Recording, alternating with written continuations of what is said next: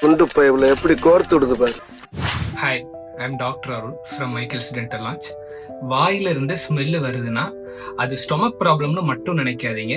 90% of கேஸ்ல வந்து அதுக்கு ரீசன் டென்டல் ப்ராப்ளம் தான். இந்த பேட் பிரெத்தை நாங்க மெடிக்கல் டேர்ம்ல ஹாலிடோசிஸ்னு சொல்லுவோம். இது வரதுக்கு நிறைய ரீசன்ஸ் இருக்கு. ஒன்னு, பல்லு மேல இருக்கிற ஃபுட் பார்ட்டிகல் சரியா கிளீன் ஆகாம இருந்துச்சு அப்படின்னா கண்டிப்பா ஸ்மெல் வரும்.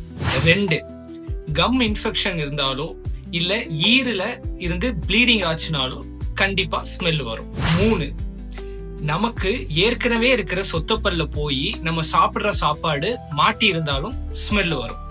4, நாம ஓரல் ஹைஜீன் சரியா மெயின்டைன் பண்ணலனா நம்ம நாக்குக்கு மேல இந்த ஃபுட் டெப்ரீஸ், அப்புறம் இந்த சலைவரி புரோட்டீன்ஸ், அப்புறம் இந்த செத்துப்போன எபிதீலியல் செல்ஸ் இதெல்லாம் ஒயிட் கோட்டிங்கா ஃபார்ம் ஆகி கண்டிப்பா ஸ்மெல் வரும். 5, நீங்க ஆல்ரெடி ஃபில் பண்ண டூத் உடைஞ்சு போயிருந்தாலோ இல்ல உங்களோட பழைய கிரவுன் லூஸ் ஃபிட் ஆகி செகண்டரி இன்ஃபெக்ஷன் ஆகி பஸ் ஃபார்மேஷன் ஆயிருந்தாலும் கண்டிப்பா ஸ்மெல் வரும்.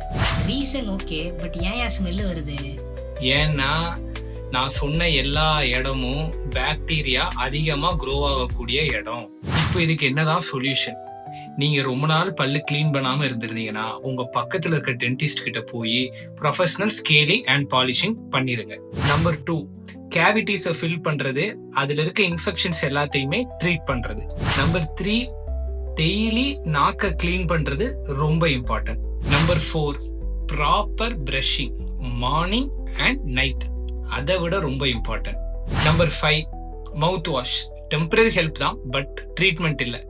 ஸோ கரெக்டான ட்ரீட்மெண்ட் என்னன்னு பார்த்து அதை சரி பண்ணாதான் பேட் பிரெத் போகும்.